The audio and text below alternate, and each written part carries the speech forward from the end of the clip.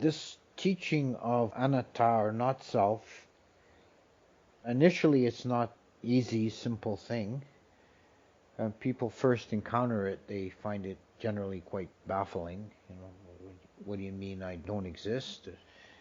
Here's my driver's license. You can see, the government thinks I exist. Also, perhaps a little later, maybe it seems frightening. You feel you're going to lose your identity. But when it's really understood and it's taken on seriously, and when it's actually experienced rather than just theorized about, it's nothing more liberating. That you feel very free, and it's like getting out of a dark room into the sunlight. We create a self in many different ways.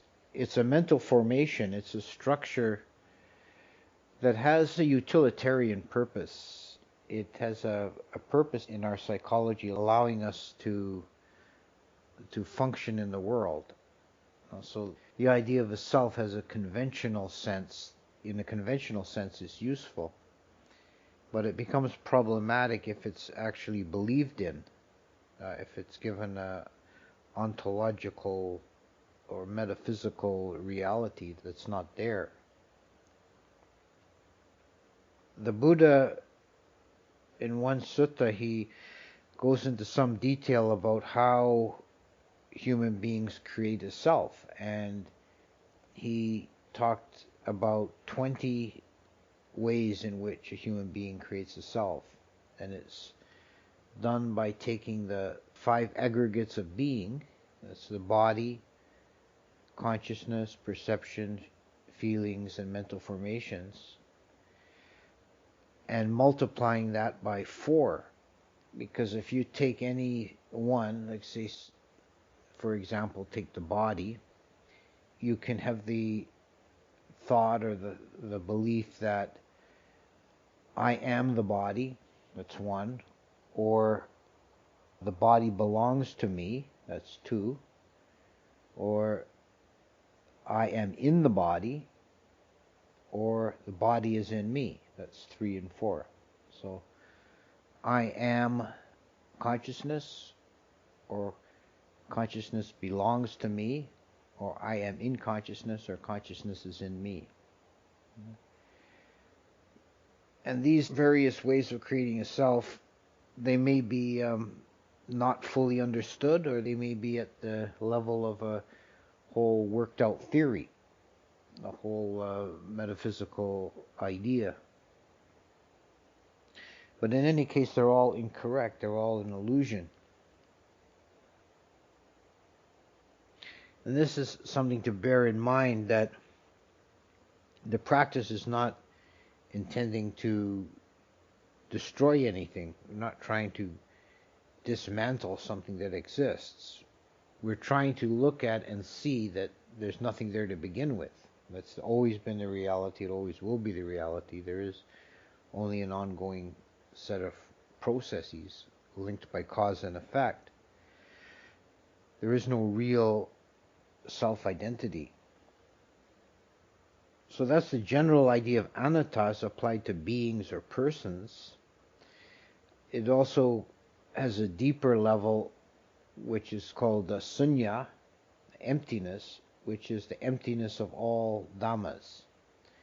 Every object whatsoever is actually without self-substance. There's a term that's used in the Indian philosophy, svabhava, which means own essence. And some of the philosophers outside of Buddhism would talk about the own essence of things, the fundamental reality of things. There's kind of a parallel in Western philosophy, as Aristotle talked about essence and qualities. The belief that everything has an intrinsic essence, substantiality. But the Buddhist view is there's no such thing as a swabhava. There's no actual own essence in anything. Everything exists only as a part of an interconnected, dependently arisen network of phenomena. So nothing has an existence on its own. It only exists as a reflection of other things. It's dependent on other things, and it then becomes the cause of further things. There's a phrase that's from a Tibetan teaching that sums this up very nicely, is nothing exists from its own side. Well, things exist from the outside. You're looking outwards at it, it seems to be substantial. But from its own side, it doesn't exist. So, not only is there no intrinsic self in beings, all the components of the being, the aggregates, the body and the mental aggregates of consciousness, feelings, perception, and mental formations, these are all also sunya, empty, dependently arisen, insubstantial, impermanent, incomplete. This is what we're trying to, with the vipassana that we've been doing, we're trying to see that on a momentary existential level. Whatever arises to mind is essentially empty. It's just a formation within the mind. Even external objects, once we're aware of them, what we are aware of is our own perception of them. This is something else that's important to get a handle on, is this idea of how perception works, that we don't ever access the outer world completely, fully, or directly. It's always mediated through the sense organs and the mind. The world we actually live in is a mental simulation, which is not to deny there is an outer reality. Although there were schools of Buddhism that did that. Yogacara school taught that there's no external reality, it's all just a mental illusion. But most schools of Buddhism, including Theravada, would agree that there is some outer world, but it's not, it's essentially a moot point, because we can never know it directly. All we can know directly is our own mind. So the Buddha said, when I speak about the world, loka is a Pali for world or universe. And when I speak about the world, I mean these six senses, because this is our experience. So when we examine closely the workings of the mind, we see at its core, it's very simple. It's an object and mind knowing an object. And this is essentially the whole of our reality. And if you carry on the vipassana meditation diligently, methodically for a long time, you begin to penetrate the true nature of these dhammas that are arising to the mind, seeing them as conditioned, impermanent, insubstantial, and so forth. A good analogy, a good metaphor is the idea of a kaleidoscope. It's this children's toy that looks like a telescope, and it's got some mirrors in it and some bits of colored, little fragments of colored glass, and you turn it around and you get all these, look through it and you see all these beautiful mandala-like images that are created by the random play of these pieces of glass. And essentially that's what we experience. The bits of colored glass in the kaleidoscope of the mind, there's three shards of glass, three colors, red, green, blue, whatever. And they are impermanence, suffering, and not self. And these three elements rearrange endlessly and create the multitude of forms. Like this experiential world is inexhaustible in the forms that it produces. And with an ordinary whirling mind, we're bedazzled by these ever-changing forms, and we fall into either fear or fascination, or alternately going from one to the other. But with the eye of wisdom, we see behind the curtain, we see what the workings of samsara. We see it's just these three elements endlessly rearranged: impermanence, suffering, and not self. And this being observed methodically, diligently over time, it leads the mind to nibbida, viraga, nirodha. Nibbida, these are like the stages of emergence and awakening. Nibbida it's very untranslatable. People have called it all kinds of names in English, and none of them really work. It's a kind of a weariness, a detachment, disenchantment. The endless parade of forms are no longer fascinating or fearful, and the mind's just seeing with equanimity. It begins to lose interest in them. There can even be a kind of subtle aversion at that stage. The mind is just wearied with all this samsara. This isn't going anywhere. It's just more of the same, more of the same. And that allows the grip of samsara to weaken. But the forms still keep coming. We're no longer feeding energy into the process. So it's like a flywheel when you turn the engine off, and the flywheel keeps rolling for a while until it runs out by inertia. And viraga is dispassion. That's a very literal translation, and it works. It's dispassion, the cutting the ending of passion. So the second noble truth, as we know, is tanha, desire, or craving, or thirst, is the root of suffering. That is the underlying energy of the process. What we have been doing for endless lifetimes, moment by moment, is chasing after objects. This is the root or primordial addiction of the mind. The mind wants to take an object, and there's always a kind of a hope that the objects will satisfy the mind, and they never do. Even if they're very wonderful and pleasurable, they're unable to fully satisfy the mind. And the mind is then, in the next moment, craving again for an object.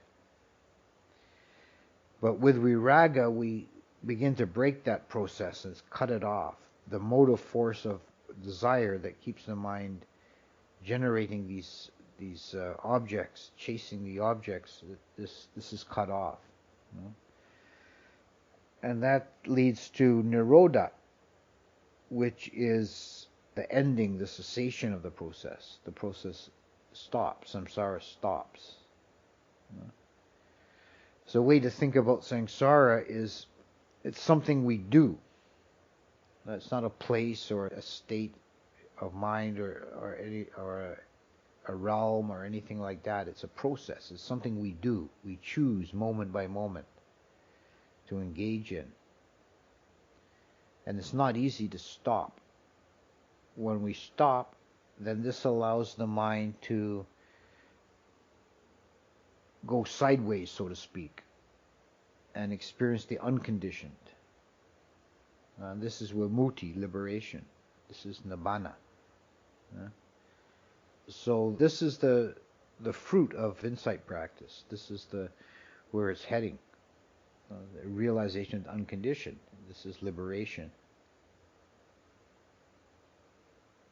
Any of the three characteristics, once they are penetrated in depth, they become, instead of being experienced as burdens, they then become gateways of liberation.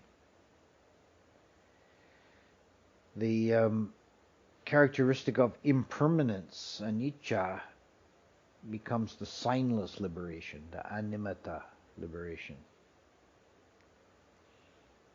Animata is a mentally created object. Any kind of a mentally created object is a nimitta. In jhana meditation, we can deliberately work with a nimitta and take that as an object of meditation. But anything that the mind conjures up is actually a nimitta. And the signless liberation means there's no holding on to anything, because of the impermanence is seen clearly. There's no generating of nimittas, and the mind breaks completely free. The characteristic of dukkha, or suffering, one who attains liberation through that gateway is called a body witness, because it's usually meditation on the body that provides an insight into dukkha.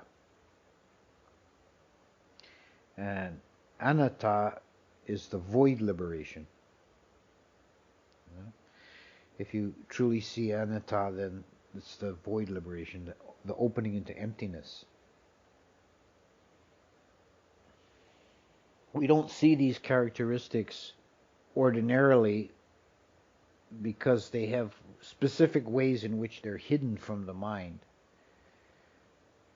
Anatta is hidden by what's called the illusion of compactness, which means we see things not only with the eyes, but with the mind. We visualize, we imagine things as solid, compact objects, rather than seeing them as composite. So, for example, the meditation on the 32 parts of the body is very good for breaking up the illusion of compactness in the body. We tend to look at our own body or the body of somebody else as a compact unit. There's Lori sitting there. That's a unit, right? But with 32 parts of the body, or here I'm sitting here, I see myself as a physical form.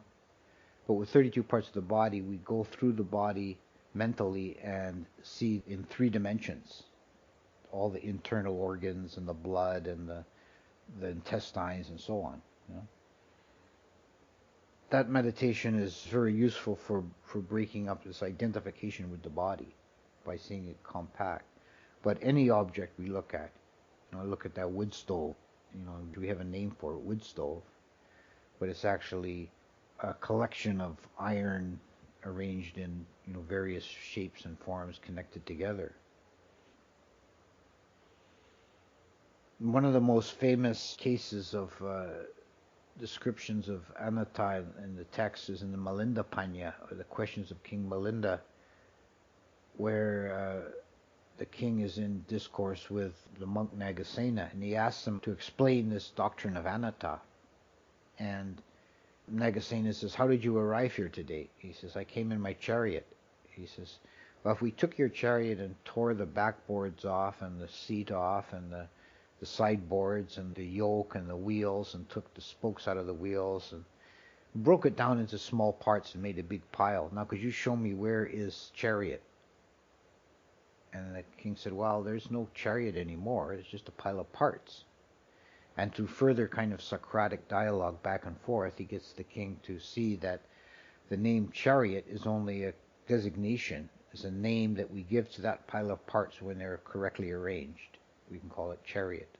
And then he goes on to say, well, so it is with a human being.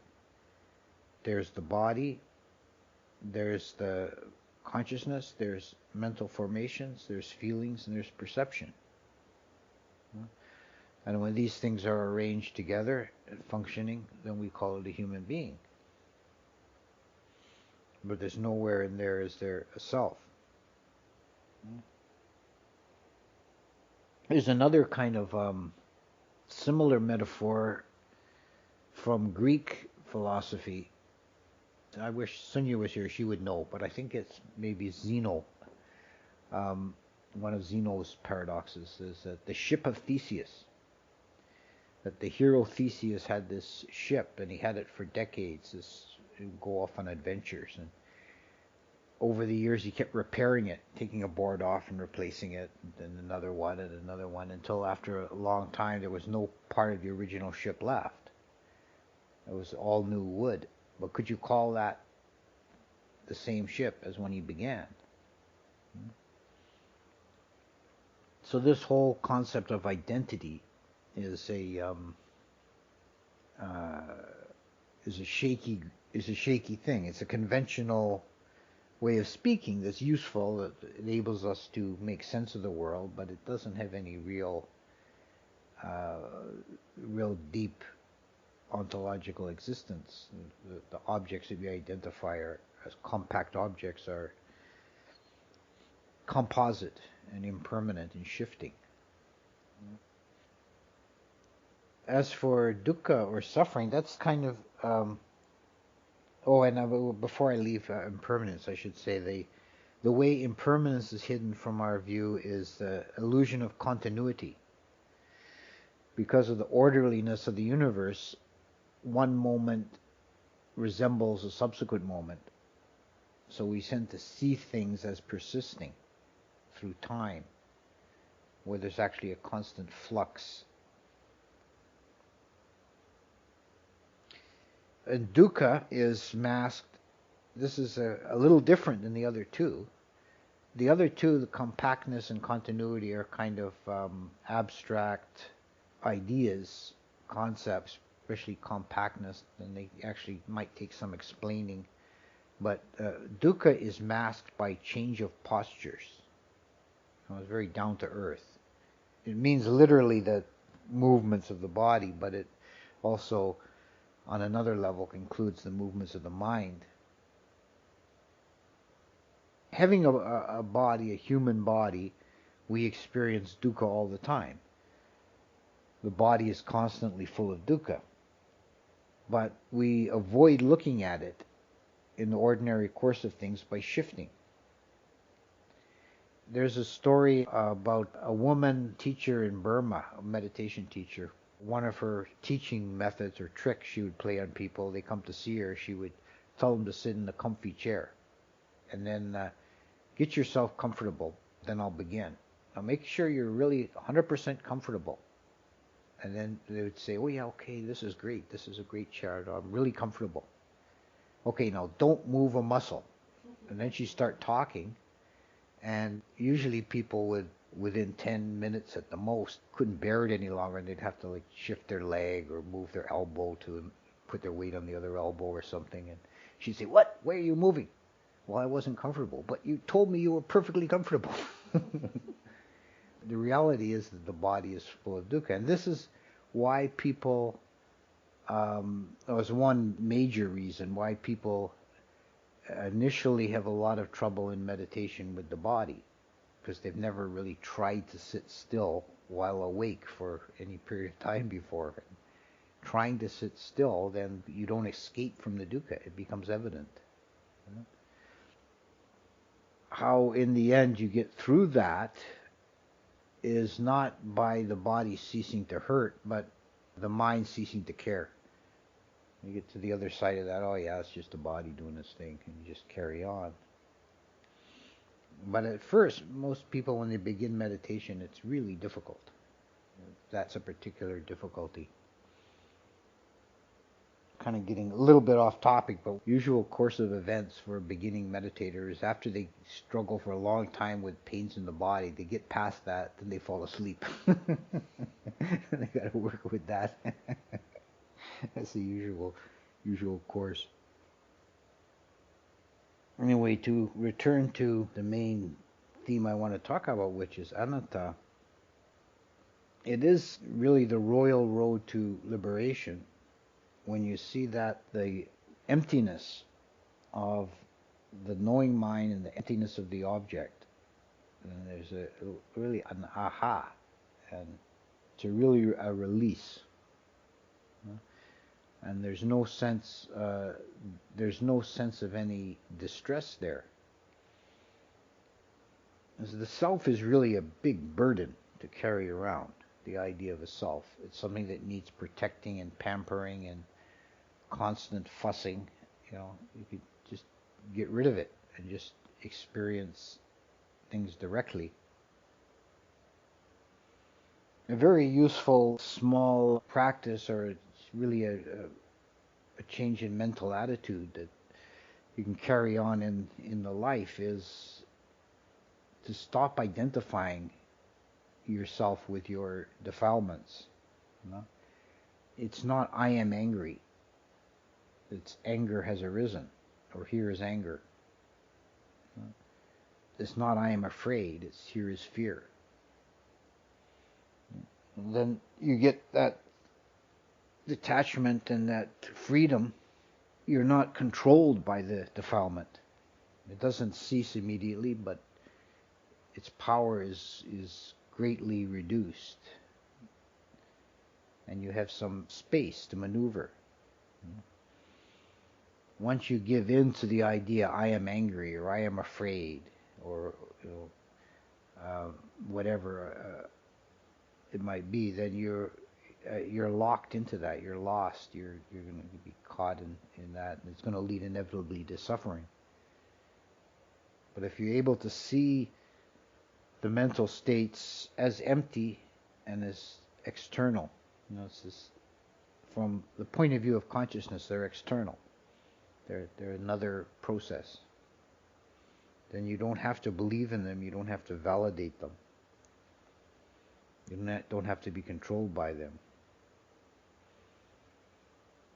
Another little method that I have found very useful is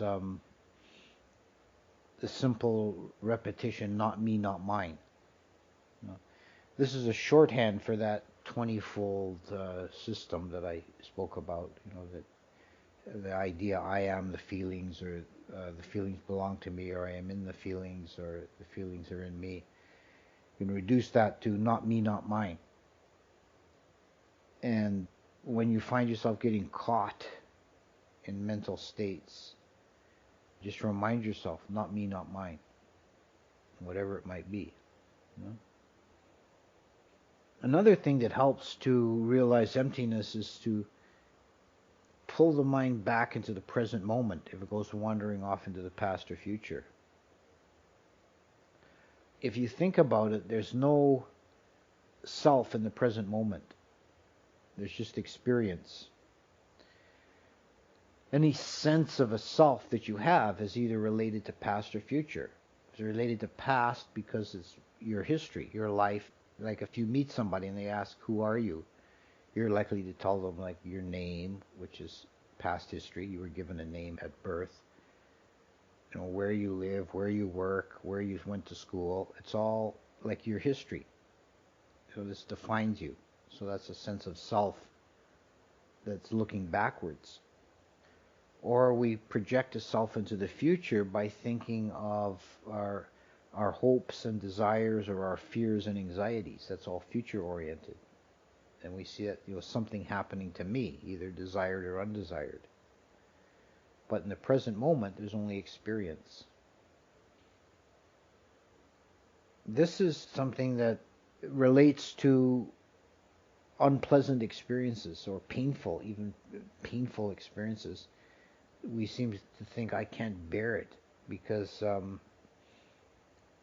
we're projecting into the future and imagining the painful state to continue. But there's nothing that we can't bear for a single moment. If we remain completely in the present moment, then there's actually no suffering there. It's just a present moment experience. So I think that about covers the ground I wanted to cover on not self.